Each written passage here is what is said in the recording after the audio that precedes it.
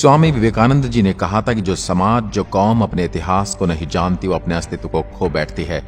जो आज भारत के लोगों के साथ हो रहा है। आज की पीढ़ी को यह नहीं पता कि मुगलों और अंग्रेजों ने हमारे इतिहास को ही बदल डाला। मुगलों ने हमारी तक्षशिला और नालंदा जैसे विश्वविद्यालय को नष्ट कर दिया। आज हम भारत के इतिहास की बात करते हैं तो बात कुछ अंग्रेजों के समय पर आकर रुक जाती है। कुछ लोग थोड़ा ज्यादा जानने की कोशिश करते हैं तो उनको भारत के मुस्लिम शासन तक ही जानकारी मिल पाती है। असल में भारत के सच्चे इतिहास को हमारी पुस्तकों से हटा दिया गया है।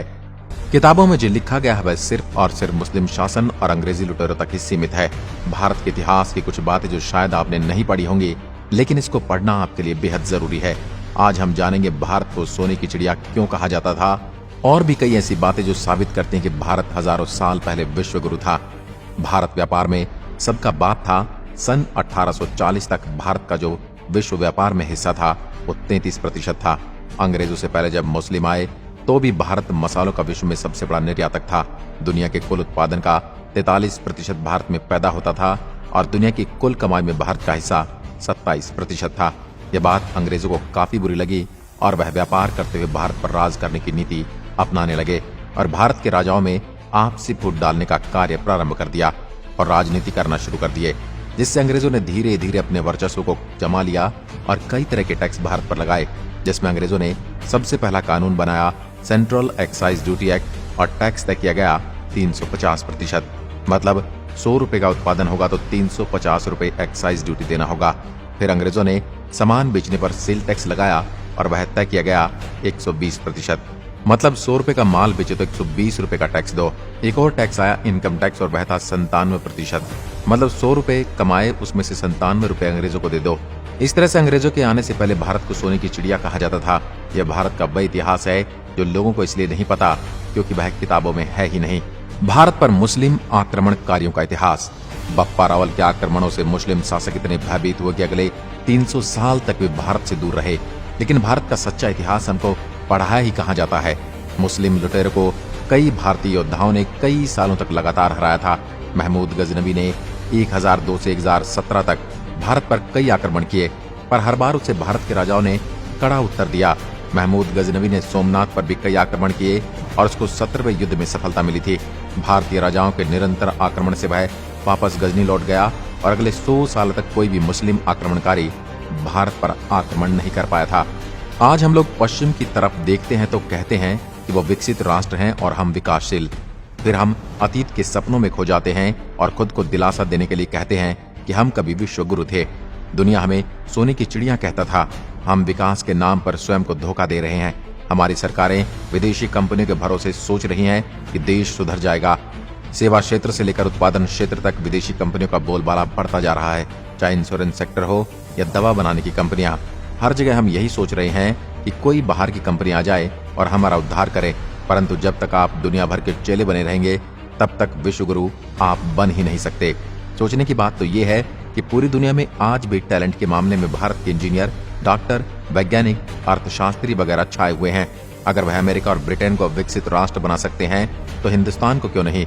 समस्या ये है कि हम अपने टैलेंट को अपने पुराने स्टाइल पर भरोसा क्यों नहीं कर रहे।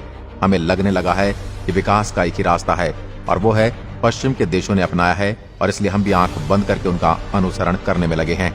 अब तो भारत में विदेशी विश्वविद्यालय भी खुलने वाले हैं।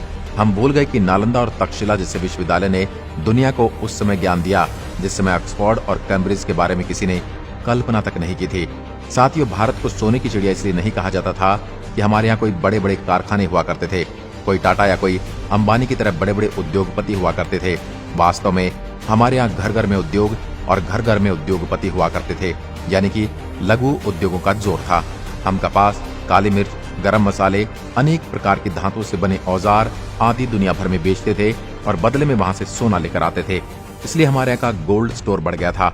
हिंदुस्तान में इतना सोना इकट्ठा हो गया जितना दुनिया के किसी भी देश में नहीं था। यही वजह थी कि दुनिया हमें सोने की चिड़िया कहने लगा। और एक खास बात यह थी कि यह सारा सोना किसी एक सरकार के पास नहीं था, बल्कि सामान्य रूप से जनता में बटा हुआ था।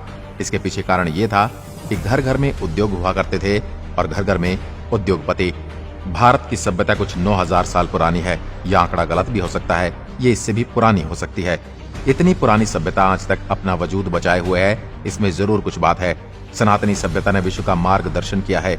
हमारे शास्त्रों से ही विश्व ने चलना सीखा है। भारत के वेद हजारों साल पुराने हैं और पूरे विश्व ने इन वेदों का अनुसरण किया है। विज्ञान हो या फिर ब्रह्मांड, तकनीकी हो या फिर धर्म, सभी बातें आपको भारत माता के इतिहास में सबसे पहले मिल जाएंगी। विज्ञान की बात करें तो जहाज जैसी चीजें रामायण और महाभारत में मिलती हैं। परमाणु अस्त्र शस्त्र भी आपको वेदों में मिलते हैं। लेकिन निराशाजनक बात यह है, किताबों में भारत को गरीब और अनपढ़ बताया गया है। भारत का झूठा इतिहास किताबों में लिखा गया है।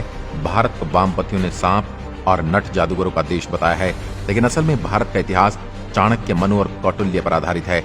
यहाँ सपेरों का इतिहास नहीं बल्कि मंगल, सूरज और चांद तारों की हैरान कर देने वाली रहस्यमयी बातें बताई गई हैं। भारत ने जीरो का आविष्कार किया है। सौर ऊर्जा की बातें हजारों साल पहले भारत में बताई गई हैं। असल में अब आवश्यकता ये है कि भारत के सच्चे इतिहास को फिर से एक किया जाए और हमारी आने वाली पीढ़ियों को पढ़ाया जाए, ताकि भारत एक बार फिर से विश्व गुरु बन सके। दोस्तों, मैं चाहता हूं आप लोग यह वीडियो अपने सगे संबंधियों और दोस्तों से जरूर शेयर करें और अपने फेसबुक पेज को फॉलो करें, ताकि आने वाली वीडियो की जानकारी आपको आसानी से मिल सके। हम मिलते हैं अगले वीडियो में